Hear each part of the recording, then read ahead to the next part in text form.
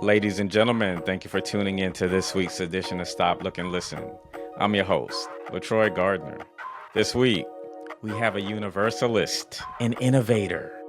She's a CEO and founder of They Help You in Minutes, but she's also the founder of Byio. We have RM Easterly. Welcome to the show. Hey, thank you for having me. Great Love to that have you. introduction. Oh yeah, it had a nice little flow to it. So what does RM stand for? Ray Chester, Ray in my Chester. middle name. Okay. It's everyone just calls me Ray. Okay.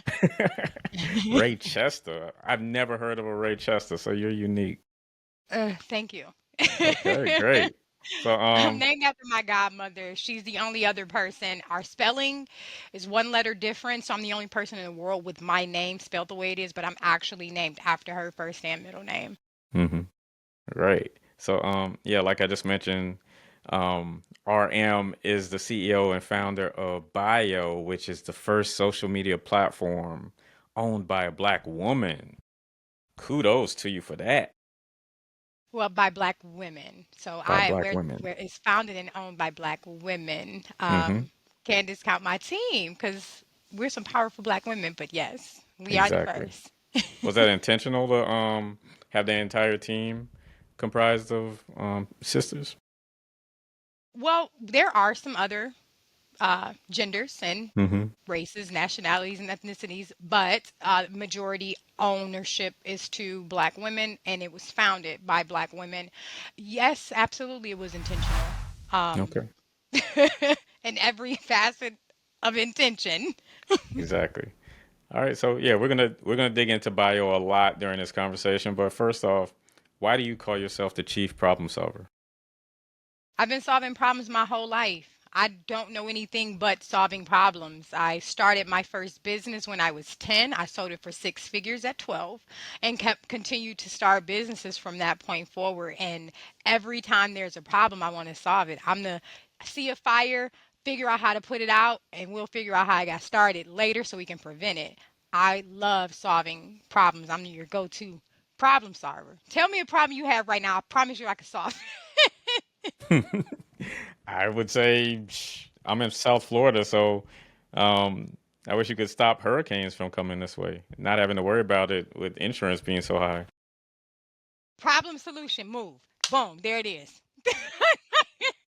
So like at 10 years old, like, most kids are riding bikes and playing with their toys, getting happy meals. You were an entrepreneur. Like where did that seed sprout from? Buying candy from a girl around the corner. She was charging $1 for the candy bars. And I remember like when I was in school, because I was raised in the 90s. So we had like candy sales and you would go door to door and they were like 50 cents. I'm like, why is she charging $1? She was the closest. So I told my mom, I said, I need to find out where she getting her candy bars from and I need to go to where she's getting them so I can buy them and sell them cheaper. hmm And it kind of started because I saw that as a problem. Me and my friends would be complaining, and she had like candy bars that were not in the local stores. So we went to Dearborn, which is where she was getting them from. And I spoke directly to the manufacturer. And I'm going to get them cheaper. And then I started selling them cheaper. And then I went from just candy bars to making the icy cups. And then I started making cupcakes. And before I knew it, I had a whole full stand that I ended up needing to open a store for. And then I ended up selling that to a bigger store that came in Wyandotte. And they bought me out and all my product. And then they hired me for the summer to bake all the cupcakes because they couldn't replicate my recipe. Okay. So Wow. that's kind of where it started. We were paying too much. And I could do better and I could bring more products. So that's what I did. Like, are your parents entrepreneurs? Did it run in the family? Like, just how did that hustle game just how did you master it so early and have the business acumen to know when to sell and then when to, move forward with the next problem that needed to be solved? Well, no, my parents were not entrepreneurs. I don't come from I don't come from that. I'm the first. I have a Hmm. large family, but no, I don't come from a family of entrepreneurs. I don't know. I guess it's just a gift. Have no idea. When the opportunity came for me to sell was because they were coming over to the store. I wanted to start my next business, which was a babysitting and braiding service because I was already braiding hair. And I said, well, I'm going to sell this. I'm going to buy all the products so I can start braiding hair and babysitting. I was already doing that. So I said, oh my God, I have another business. I was 12.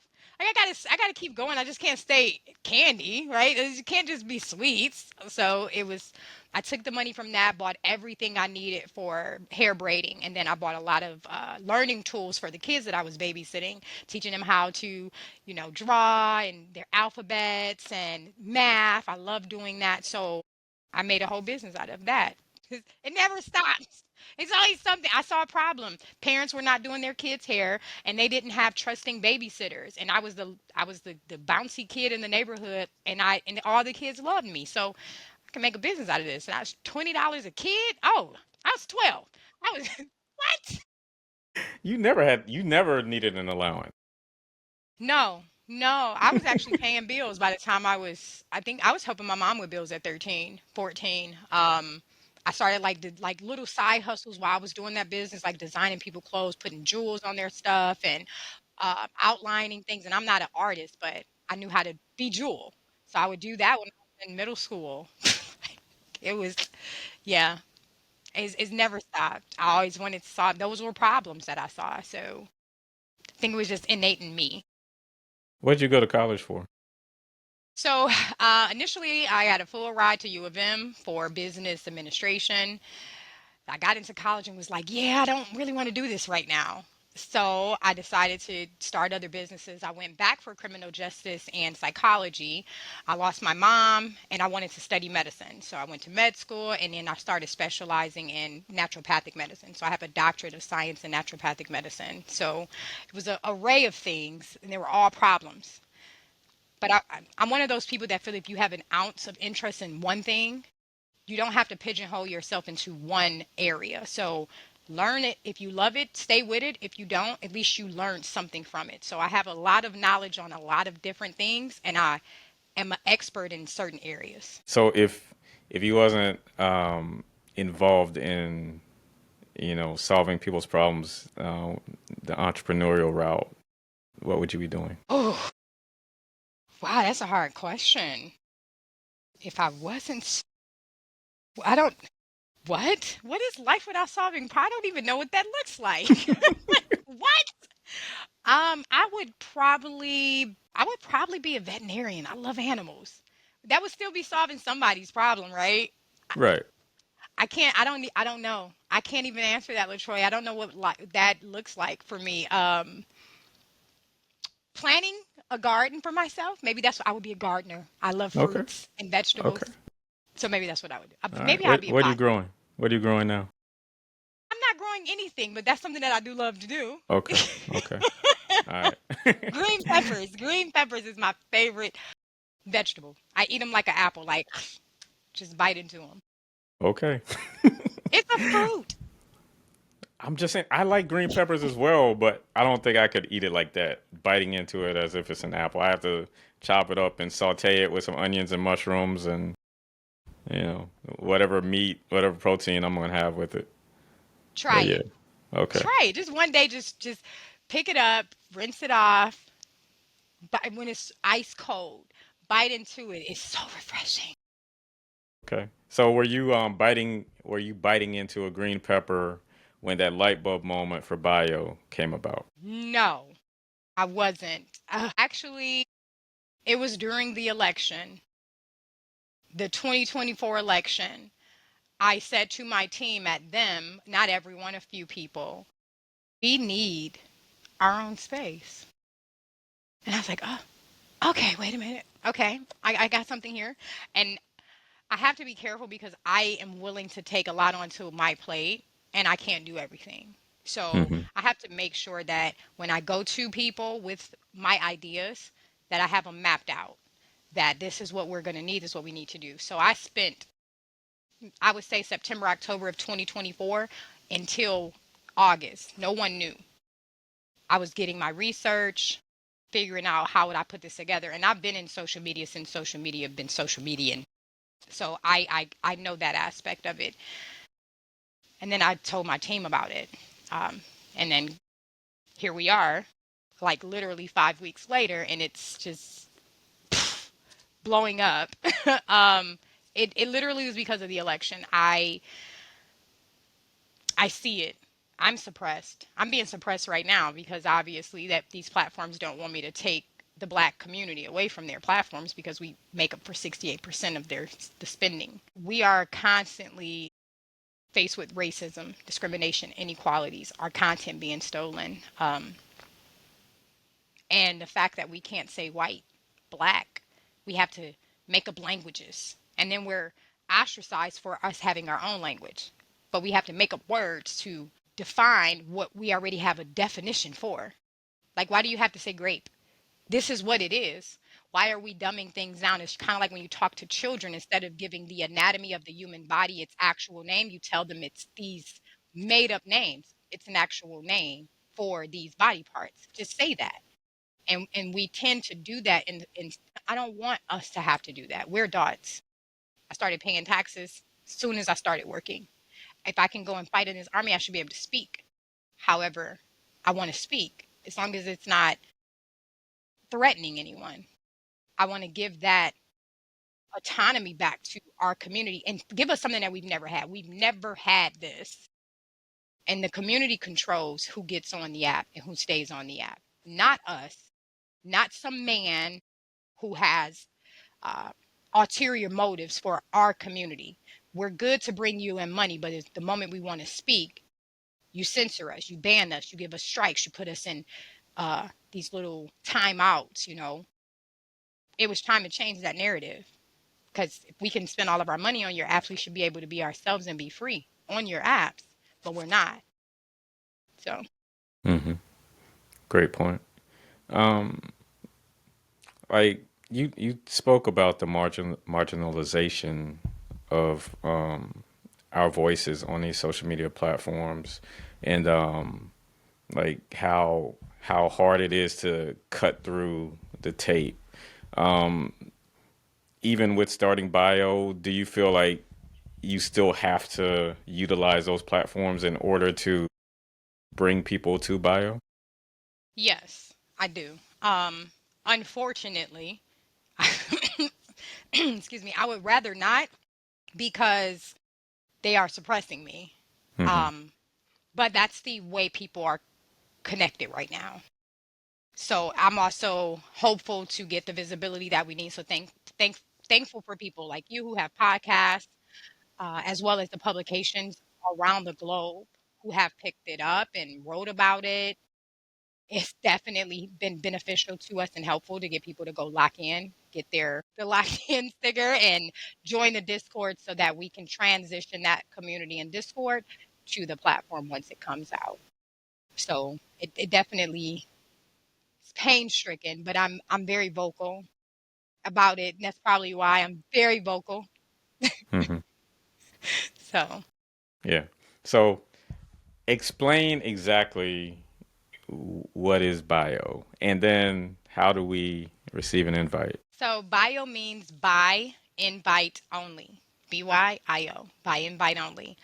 And it is the first global social media platform that's AI forward, SaaS, that's founded and owned by Black women, where the community will have 100% control of who gets on and who stays on the mobile application. We are going to be inviting the first 10,000. You must be in the Discord. You don't have to lock in, but why wouldn't you lock in? Locking in is a signal that when I'm walking and I see someone with this, I know that you support the Black community. So locking in is important. But joining the Discord, you must be in a Discord to get an invite. Once we send out those, invite 10,000 people from our Discord, those 10,000 people will get 2 invites ever.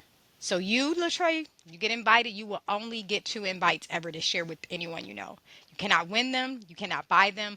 Once you give out those 2 invites, that's it.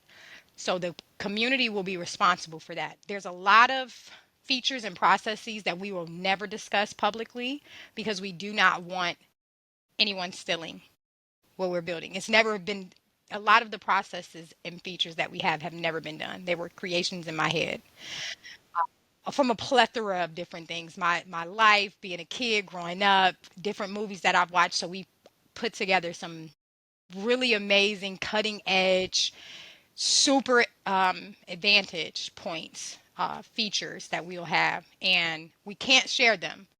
But you'll have everything that you're used to on social media, plus all of these other elements.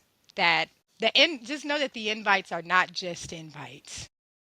There's a meaning behind the invites, but you will not be able to see the platform from the outside. So if you go to the App Store to download it, if you don't have an invite, you can't peek in. You must be invited to the platform. And just because you got invited doesn't mean you'll stay on.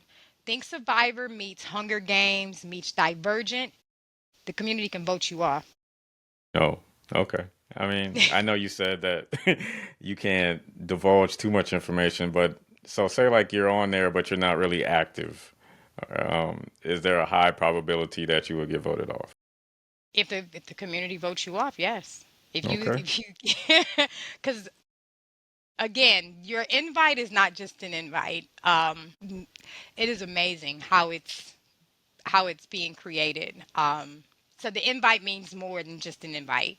You are going to want to hold it with everything in your power and make sure that the people that you give it to, you vouch for them. They're good people, and that you don't. There's no risk of you falling out because you can't get any more. And those invites meet. They're like the golden ticket. And do you think that, I guess, doing it this way kind of takes away from, some of the competition's mindset when it comes to the big eyes and the little U's, where people have blue checks and celebrities get a whole lot of exposure. It seems like it's more of a level playing field where everyone communicates and thrives on the same wavelength. hmm There will be zero uh, peripheral treatment preferential treatment to celebrities. They have to be invited as well. Hmm. So if you don't get invited, so it's kind of, we're all about accountability at Bio. So you got to think about the people that you have been being mean to. That person may actually have an invite that they could invite you. There's going to be a cap. So there's going to be a cap on how many people can actually get there, get on there, because we're going to keep it um, community focused, community based, small businesses. We will have the Bio store. Bio is the sister company to them. I'll just say that. Okay. Dr. Todd McLean provides periodontal and dental implant services in 2 convenient locations. They offer over a decade of experience treating patients, and appointments can even be scheduled in the evenings, weekends, or early mornings. Give them a call in Chapel Hill at 919-537-9774 or in Durham at 919-484-8338, or visit them online at gumsandimplants.org. All right. So tell us a little bit about them, since you mentioned that Bio was kind of like an offspring of them. They're So sisters. they're They're sisters. under the same parent company. Oh, okay. hmm So tell us about them. What is them? Them means they help you in minutes. It's the first gig marketplace for services where you get help with everyday simple tasks in 15 minutes or less. So if you were stranded and you needed someone to come change your tire, or if you needed someone to come and pick up the pet poop, or if you're scared of spiders like me, you can have someone come kill a spider in 15 minutes or less. So think DoorDash, but for Hmm. everyday help. Super Okay. affordable. It's a gig marketplace. It's the first of its kind. No contractors. These are everyday people. So the neighbor, the guy at the grocery store. So regular person. These are regular things. They've all been background verified. And if you ever need help in 15 minutes or less and we're available, you can go to download the Them app and get someone to come and help you move a box or pack up or unpack or do the dishes. Think of the last time you needed an extra hand and no one would come and you had to wait. You don't have to wait anymore. I could have used them when I was moving from North Carolina down to Florida.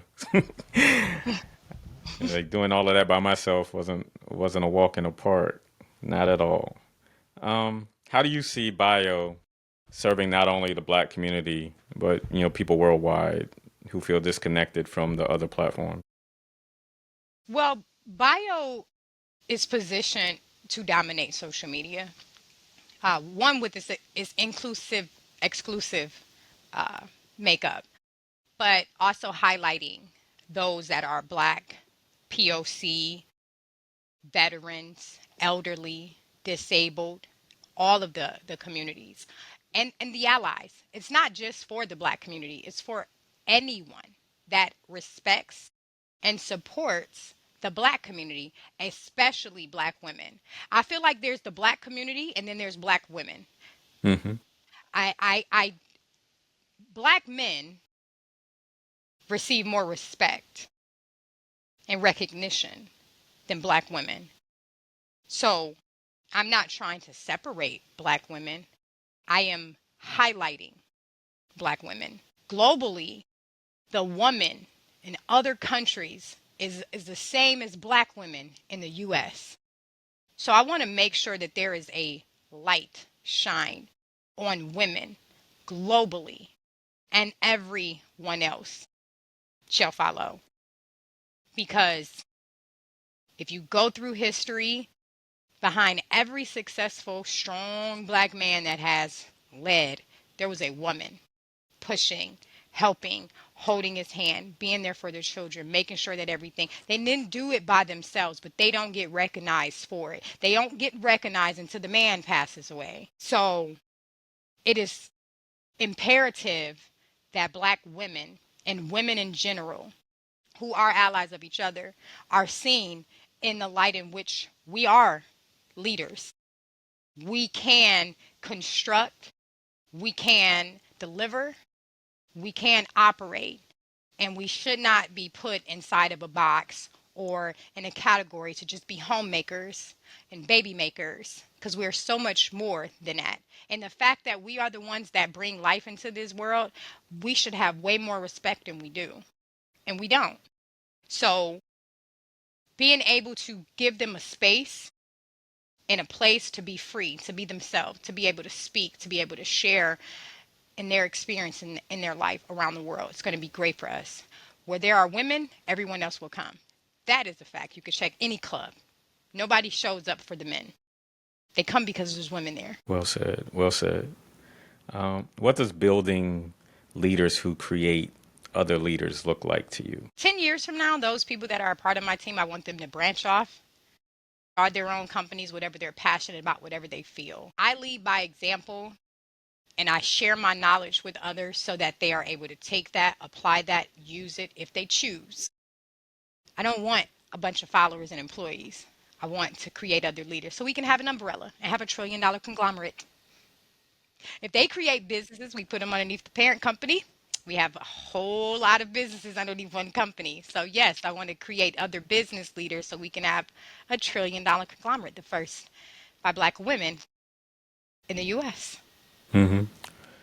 Like, at what point throughout your career did you feel like, you know what, I'm on the right path, I'm doing the right thing? Because, like, as you continue to climb the ladder, with your innovations, like, I'm sure you're met with a lot of pushback, primarily because of what you described a few minutes ago. So, like, how do you have that focus and that tunnel vision to block out the noise and the naysayers and just keep your eyes on the prize? I don't fear people.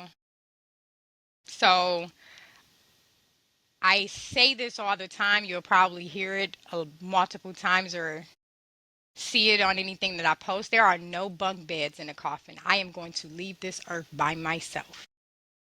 I'm able to focus on what it is that I want to do and go from one thing to the next because I don't fear people. I don't care what you have to say about me. I don't care what you think about me. I don't care if it's negative. I don't care if it's positive. Because at the end of the day, when I look in the mirror, I need to be in love with who I see. I need to love what I'm putting out and what I'm doing. So if I'm not focused on what is this person thinking about how I look or my hair, or what if they don't like this business? I'm building from the heart. I'm building from the problems that I see. So whether you like me as a person, or you don't like the way I look, or you don't like the way I sound, or you have a problem with me, it doesn't matter. I'm solving a problem that you are having. It's your problem. So it doesn't matter what you feel about me or think about me. Is this a problem that you have? Is what is this product going to help, or is this solution that I created going to help your problem? That's all that matters. As long as I'm solving problems. Any noise is usually coming from people that have insecurity. Somebody looked at me and felt like, oh, um, someone said to me, I'm not a parent, right? I haven't had children yet or whatever. And it's like, there's no flex in that. Why? Because we both have choice. You chose to be a parent. I didn't. I chose to build businesses. You choose to travel. I'm not looking at your choices as, oh, you're dumb for spending all your money traveling, as you shouldn't look at me for spending all my time building businesses. We all have choices. You only say something negative to someone if you have some insecurities within yourself. So I know that it's coming from a place of hurt for them or insecurity for them. So I don't take it personal. It's not going to stop me because I don't really care. That's the truth. I don't.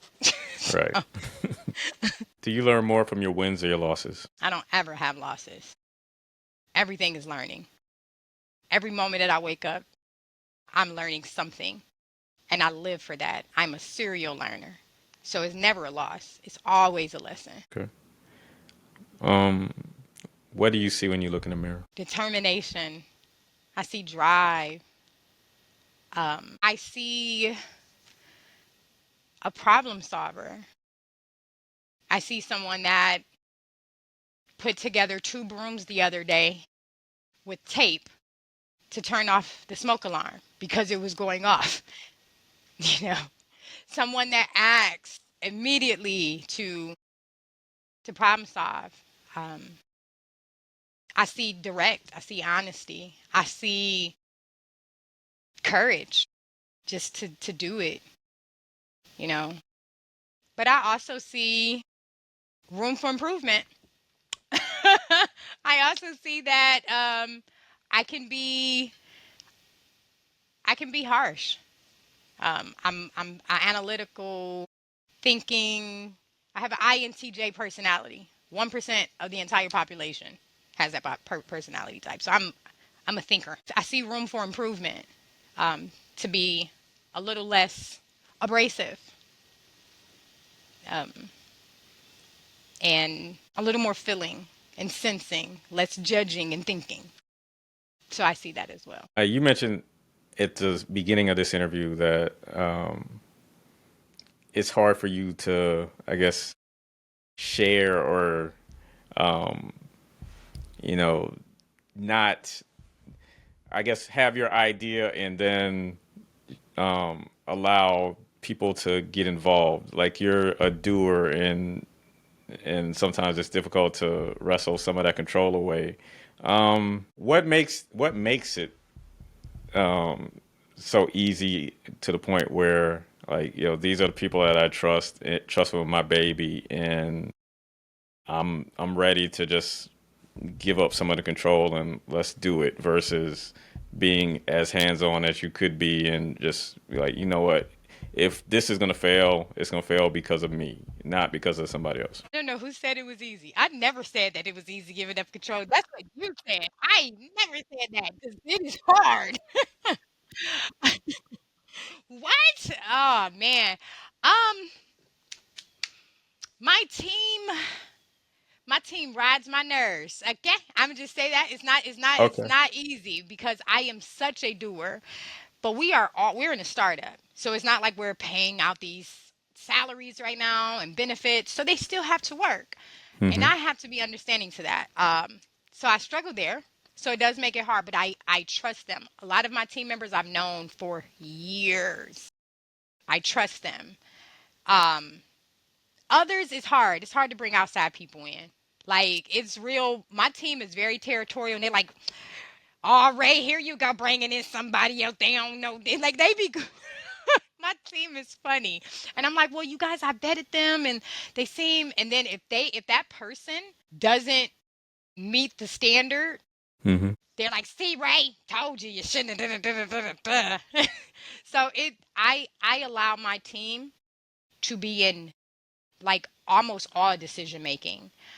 They're founding team members, so I run things past them. I incorporate them. I lean on them for their advice, their opinions. I allow them to be transparent and honest with me, even about me and my leadership. I can't be a great leader unless I know what I am doing wrong. If you're not correcting me or letting me know what needs to be corrected, I can't be a great leader. So I listen very, very well to my team about their apprehensions, about what it is that they need from me, and really put in a lot of thought into who would gel well with my team. Some strong personalities over there.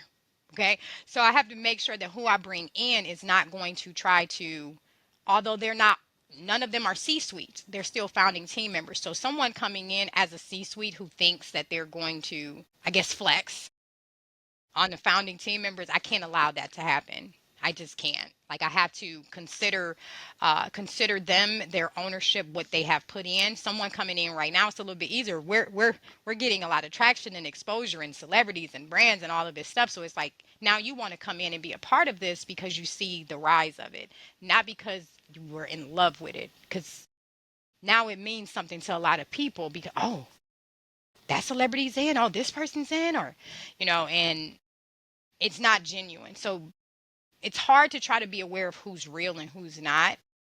Um, but I let my team help me with that. I don't trust Ray. I don't trust him. So Uh-huh. it's the team. Yeah, because I mean, expansion is great, but scaling up, there's always pain points as well. So, Yeah. Oh my God. We can't do it all ourselves. No matter how I would love to be the coder, product manager, the CMO. I would love to have all those. I can't. Do you know how much it takes to run the Discord? Yeah, it's a lot. It's a lot. On top of all of the things that I have to do as a CEO. So I rely on my team a lot so that I can work on and not in. Right now, I'm still working in. It's only been 5 weeks. Um, it's beautiful that we're already making revenue though, and our app hasn't even launched, but it's still a lot of work. hmm what's your big picture vision, like next 5 or 10 years for Bio? I want to say so bad to be public, but I may not ever take it public. We may be the first black unicorn of Michigan that's privately owned. Um, unicorn status. Unicorn status. I've made my team members millionaires. And I'm able to write checks. That's what I see. I see Bio investing in other startups, um, and helping other people rise, giving back to the community, 100% giving back to the community, and creating other millionaires. hmm So, for those listening who want to support and be part of the movement, what's the best way to get locked in? It's bio.com. itsbyo.com. That's itsbio.com. Go lock in. We just added new lock in design. So if you don't want to do just the sticker, which I have my sticker everywhere, we have shirts, we have hoodies, we have different packages. So you can either be lightly seasoned all the way to mega seasoned now. And then join the Discord. Our Discord is really, it's taken off. 5 weeks, 1,500 members. It's really taken off, and it's very active in there. And if you lock in, you get to be in one of our exclusive Discord channels, which is the sticker holders only. We call it the show. I love acronyms. Don't judge me, but it's the hmm show channel, so it's only for sticker holders. Okay. All right. So, Ray, leave us with a parting shot. Like wherever you want to go with it. If you want to continue to motivate those that are they're noticing a problem but they don't know how to solve it, or if you just want to continue to plug Bio, feel free to leave us with some inspiring words. Man, I'm gonna be really. I'm gonna tell you guys the truth if you're listening. Entrepreneurship is not for everyone, but everyone can do it. I would advise you to do your research, assemble you a team that is passionate about what you're building, about your idea, that is able to execute. And don't get discouraged by no's. I have been told no by over 300 investors, and it has not stopped me because I look forward to being able to say, see,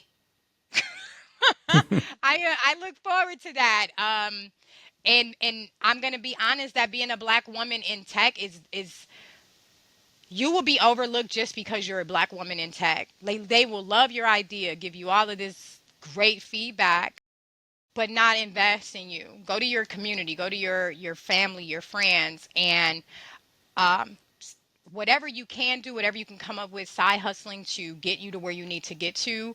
Assemble your team and align yourself with people that are like-minded, that are great at the things that you're not, that are experts in the area that you're not, and listen often.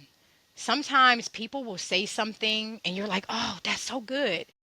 Don't be a I, my, me-minded person. You give that up when you start a team, and it's all about the team. I don't care about the title. That's why I don't say CEO. I say chief problem solver. I don't care about that. Like there's no company without my team. And what your team thinks and what they feel matters. Don't let egos will tank a company. You got to let your ego go, leave it at the door, and remember that you're building for other people. Otherwise, you wouldn't be publicly talking about it. So, if what people say, if you're building for other people, you got to hear what they have to say about what you're building. I care what the community thinks about Byio because I'm building it for the community. I can't just discount them and negate what they think and what they feel. So listen often, talk less, listen more. Right.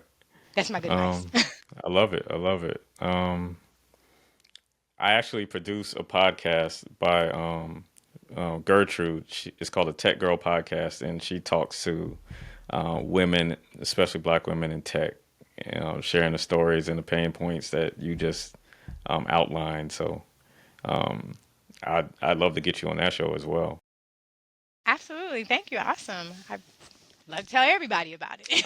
All Yes, right. go lock in and join the Discord. Go lock Yeah. in. If you're not locked in, I can't trust you. I don't think that you support the Black community, especially Black women. So go get your sticker. It's hmm it's super affordable for anybody to get one. So Right. And it's bio.com. correct. Like I said, get locked in. RM Easterly, the chief problem solver, the green pepper, green pepper lover. Like I said, I'm still not sure if I can bite into it like an apple, but yeah, it was a pleasure to have you today.